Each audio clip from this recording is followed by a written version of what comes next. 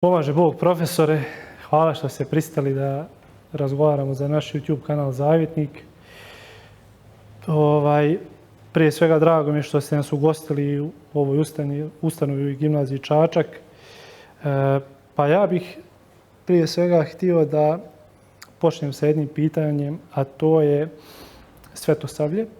I kako biste objasnili pojam svetosavlja? Bog vam pomogao. Hvala što ste me pozvali. Svetosavlje je, kako kaže vladika Nikolaj u predgovoru na knjigu oca Justina, svetosavlje kao filosofija života, pravoslavlje srpskog stila i iskustva. To jest, kako je rekao vladika Nikolaj, mi nemamo nacionalnu veru, nego imamo nacionalnu crkvu. Vera svih pravoslavnih naroda je ista, ali postoje pomesne crkve u kojima se ostvaruje priziv svakoga naroda da odgovore na Božji poziv. Svaki narod ima neke svoje specifičnosti koje nisu povod za razdeljivanje, nego darovi koji taj narod prinosi Bogu. Recimo, najpoznatiji je naš slučaj sa običajem krsne slave koji mi imamo, dok drugi pravoslavni narodi taj običaj nemaju. Recimo, Rusi nose kalendarska imena svetaca i oni slave imendan, to je dan svoga sveca zaštitnika. Kod nas je, kako je govorio pokojni vladika Danilo Budimski, krsna slava plemićki grb svake srpske porodice. Dakle, postoji ta porodična, zajedničarska osobina krsne slave. I drugi narodi imaju običaje koje mi nemamo. Recimo, Rusi imaju taj pashalni kolač koji se zove kuljič, koji se obavezno sprema za Vaskrs, pa imaju običaj da na blagovesti puštaju golubove i oslobađaju ptice iz kaveza i tako dalje i tako dalje. Znači, sve te stvari, to su različite običajnosti. Grci imaju svoju običajnost. Način na koji se i ljudi mole Bogu i kako pristupaju veri.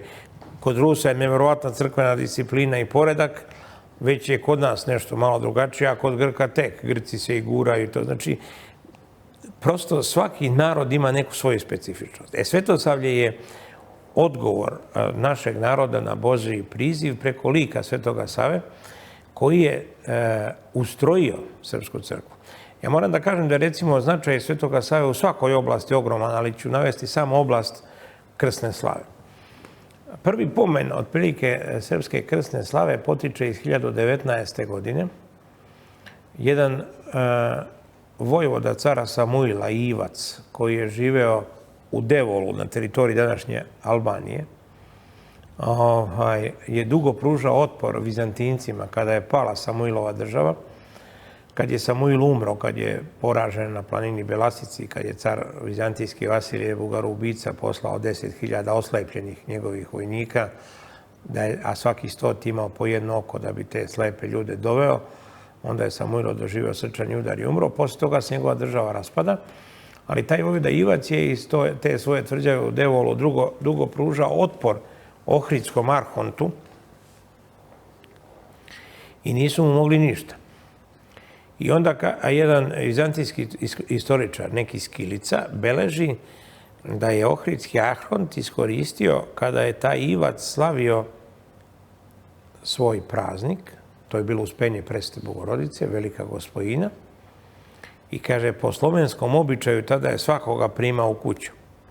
Tad je vizantijski vojvoda Ohridski došao sa dvojicom svojih ljudi i on ih je primio po običaju gostoljublja. Oni su iskoristili priliku kad su ostali nasamo, zarobili su ga i oslepili. To je dakle 1019. godina, znači ima nešto više od 1000 godina kako se pominje taj obred krsne slave, ali obred krsne slave je kod Srba imao elemente paganizma. Naime,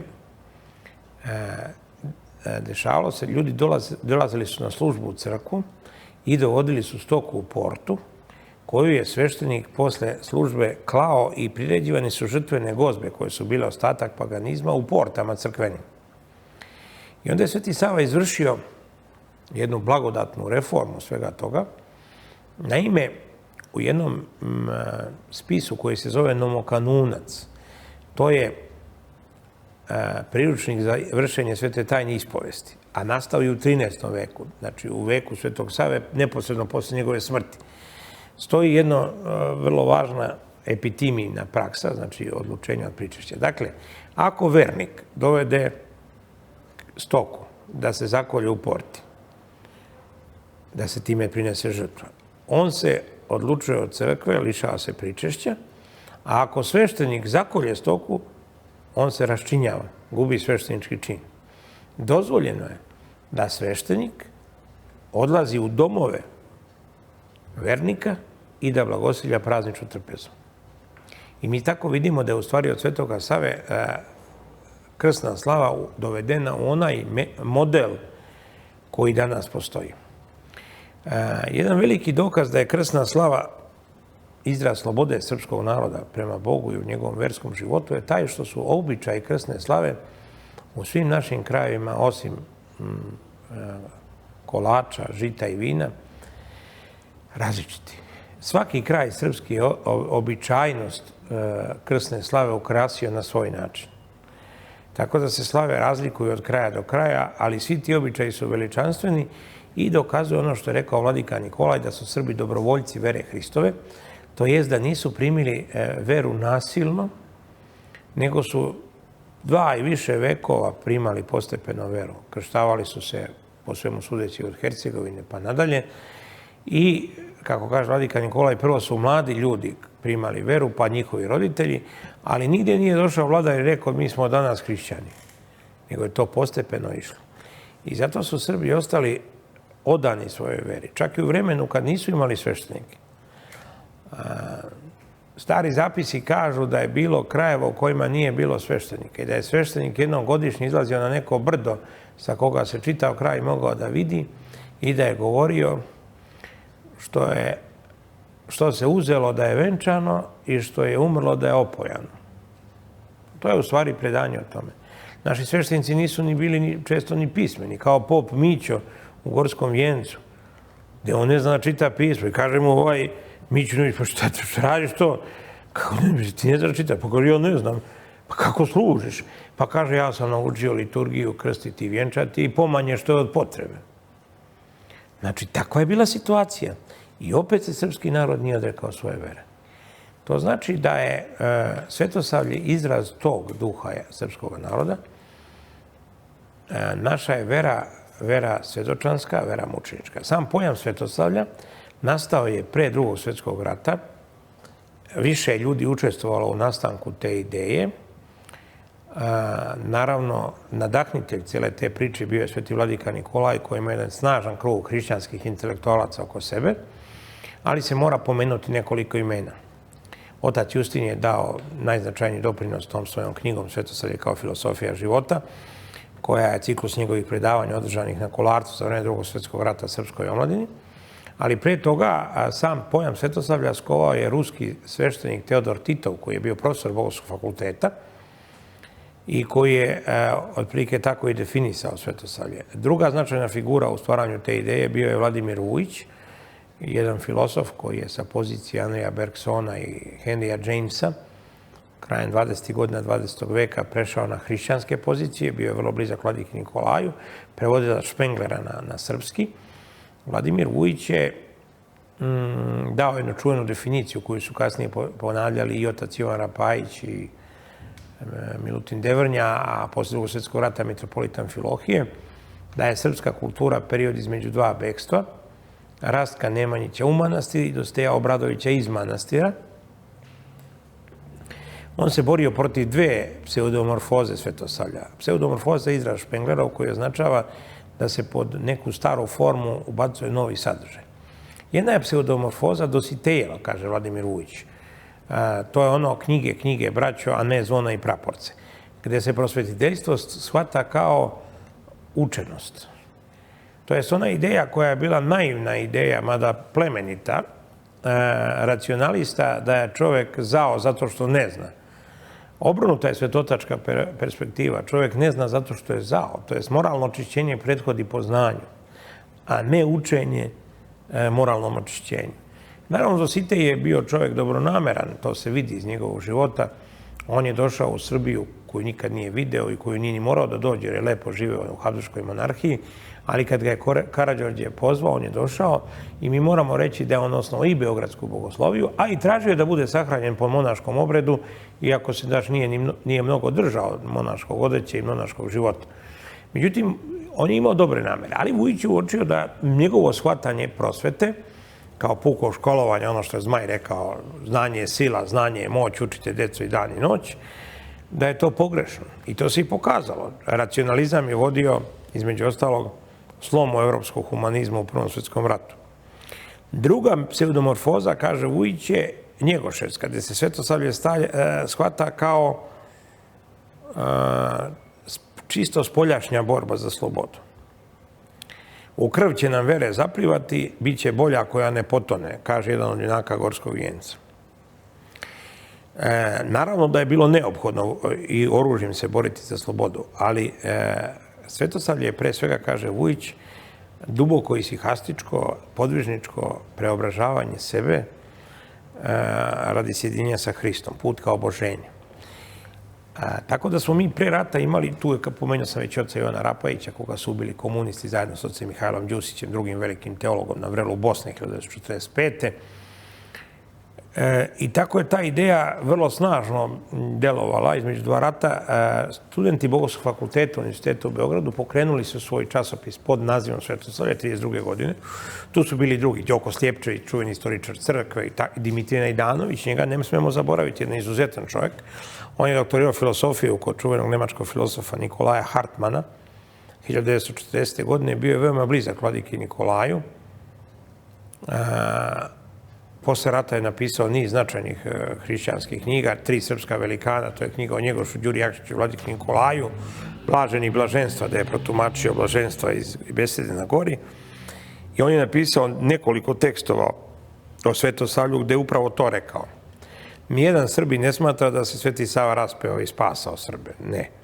To je samo izraz našeg nacionalnog bića u crkvi, a vera je pravoslavna. Dobro, znači možemo se složiti da je Hristos temelj Svetosavlja. Naravno, kao što je Hristos temelj i Rusije, i Rumunije, i Grčke, i Bugarske, i Gruzije. Svaki pravoslavni narod koji je ušao u zajednicu crkve, izabrani narod Božji. U Starom Zavetu smo imali samo Izraelj, a sad je novi Izraelj od mnogo naroda. Ako je Hristos temelj Svetosavlja, profesore, onda mi pada na um ljudi koji nazivaju Svetosavlje da je to nekakva šovinistička ideja, nacionalistička.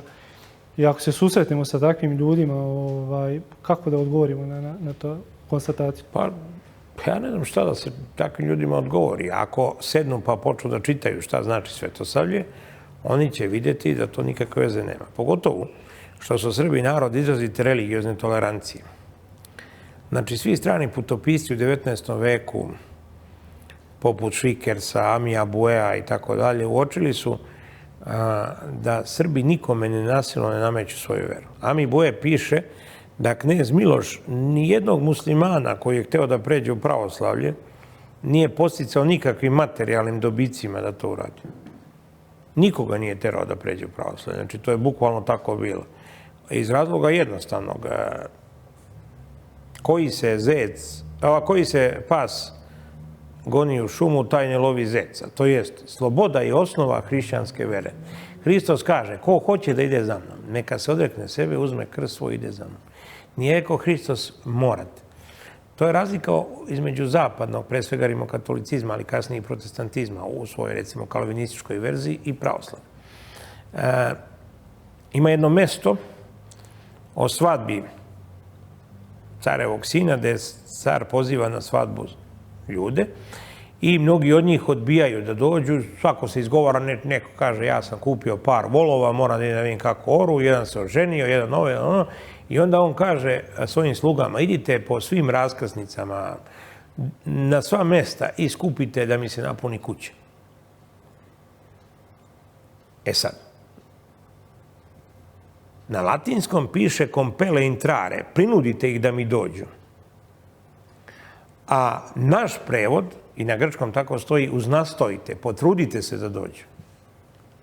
I na osnovu toga compelle intrare oni su formirali inkviziciju. Znači, ko neće da bude hrišćanin, on se mora na silu prinuditi.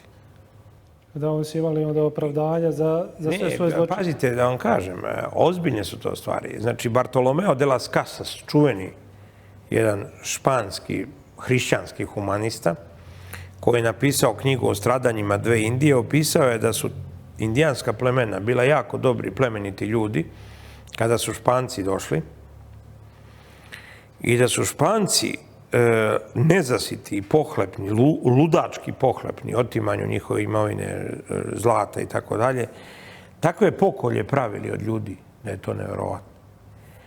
To su bukvalno kao ustaški pokolji. I kad čitaš, ima to da se nađe, knjiga i kod nas prevedena, znači svjedočanstva Bartolomeja de Caste, oni ubijaju decu, ubijaju novorođenča, uzmu dete pa ga udaraju glavom o zid, ubijaju. Takmiče se ko će jednim udarcem da preseče čoveka i tako dalje. Vi vidite ustaše u Jasenovcu. I to je napisao svedok, čovek koji je bio istinski hrišćanin. Šta su radili Atahualpi, caru Inka? Prvo su ga naterali da im preda zlato, ogromno, koje su Inke imale, i onda su ga naterali da primi hrišćanstvo. I on je primio hrišćanstvo. I onda su ga oni spalili. Jer kao, jeste primio hrišćanstvo. Pa to su radili ustaši. Oni su ljude, često su ljude pokatoliče i pobiju ih. Razumete? To je taj duh. I zato je knez Miškin kod Dostojevskog u Idiotu rekao da je rimokatolicizam gori od ateizma jer propoveda unakažen lik Hristov. Sad pazite, nemojte da neko pomisli da ja smatram da nema rimokatolika divnih hrišćana. To nikako ne želim da kažem, a i kao čovek koji se bavi književnošću i filosofijom, veoma sam posvećen čitanju ozbiljnih zapadnih i katoličkih i protestantskih autora od kojih sam mnogo toga naučio. Recimo čuvenog engleskog pisca koji je s anglikanstva prešao na katolicizam, Chestertona. Onda je Antoine de Saint-Exupéry je izvanredan primjer toga. Onda sjajni Clive Staples Lewis, jedan anglikanac je bio inače izuzetan hrišćanski apologeta. Evo sad baš ovih dana trudit ću se da objavim Antanasa Macenju, jednog litanskog rimokatoličkog mislioca, čiji su spisi u jednoj trilogiji koja se zove Cor Inquietum, Uznemireno srce. Jedna se knjiga bavi tajnom bezakonja, to jest studijom o Antihristu Vladimira Solovjova, jedna se bavi legendom velikom inkvizitoru Dostojevskog, a treća se bavi knjigom o Jovu, kao jednim velikim istraživanjem ljudskog stradanja. Taj Macenja je bio odličan mislilac. Znači, niko neka ne pomisli da ja sam čovjek koji tvrdi da tamo nema hrišćanstva i nema hrišćana. Pa i pogibija ovoga Kirka nedavno u Americi pokazuje da tamo ima sjajni hrišćani. Ja moram i ovo da kažem. Ja sam veliki poštovalac hrišćanske borbe u Americi. Ti ljudi umeju da budu čvrsti, umeju da budu hrabri, umeju da zastupaju svoje stavove. To nije pravoslavna vera u punoti istine. Znači, mi ne možemo to da kažemo. Ali možemo da se divimo njihovim primjerima. Jedan mi je moj momak koga ja znam, koji je iz Čačka, on je u Americi, tamo je sad završio studije, doktor je već nauka, ali kad je studirao, on je radio, tako da zaradi za sebe, pa je u nekoj pizzeriji radio sa čovjekom čiji je brat bio propovednik, protestantski, ali ne pastor, nego je bio običan čovjek.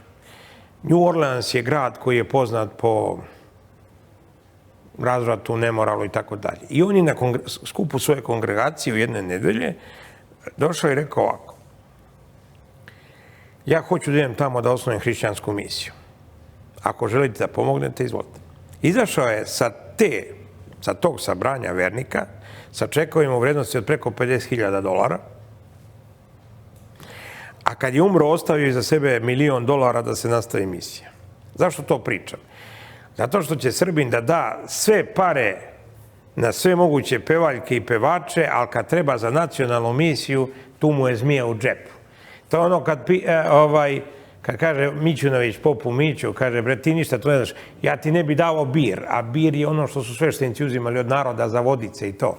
Pa kaže, šta mi daju? Malo vune i po grudu sira, a da ne znaš naše davaoce. To je u stvari priča o nama. Zašto ja to pominjem? Zato što ti u Americi imaš ljude koji su realno hrišćani i koji žele da se bore. Nemaju punotu vere, ali su hrabri, odlučni i ja to duboko poštujem. To mora da se zna.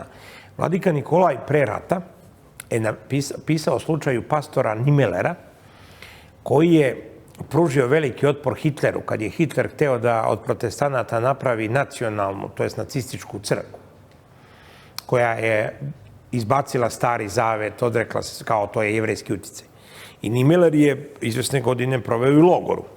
Bio u Dachau, u onim počasnim bunkerima u kojima će biti patrijarh Gavrilo i vladika Nikolaj. Pri čemu to nisu nikakve počasti, nego su imali ljudi jednu sobicu i kiblu da izbace